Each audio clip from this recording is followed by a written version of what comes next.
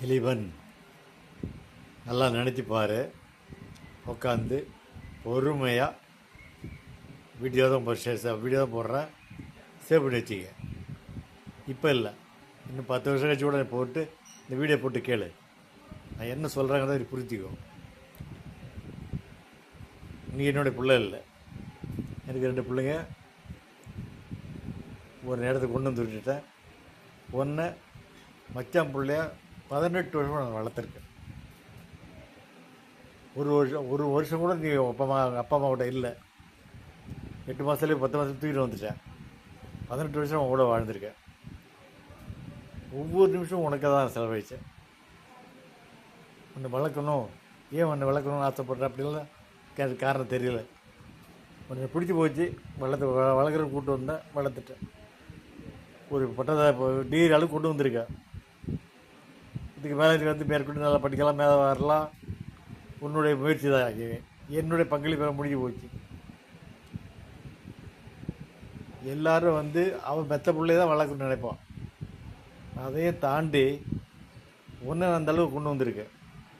ஏன் கொண்டு வந்தேன் தெரியல, உனக்கு தெரியலை. இன்னாடி என்னைக்கா தெரியும் ஏன் உன்னை என்ன வளர்த்தேன் அப்படின்னு. நல்லா புரிஞ்சுக்கோ. என்னோடய உழைப்பு எல்லாத்தையும் செலவழிச்சிட்டேன், உனக்காக செலவழிச்சிட்டேன். படிக்க வேண்டியது உன் பொறுப்பு, மேலே வரணும். நல்லா ஞாபகம் வச்சுக்கோ. இன்றைக்கி ஜூன் 1. எனக்கு என்னவோ ஜூன் 8ஆம் தேதி உனக்கு காலேஜ் இருக்குன்னு எதிர்பார்க்குறேன்.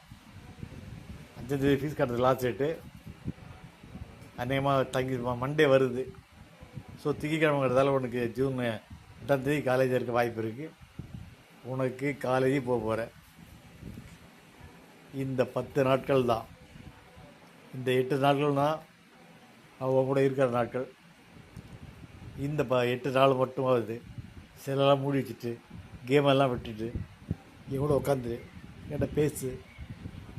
நீயே வந்து மாமா பார்க்கணுன்னு நினச்சா கூட நீ பார்க்குறது ரொம்ப கஷ்டம். உனக்கு கூட இந்த 10 நாள் தான் இருக்கும். இதுக்கு மேலே வாழ முடியும்னு நம்பிக்கை இல்லை. நான் போராடிட்டு இருக்கேன்.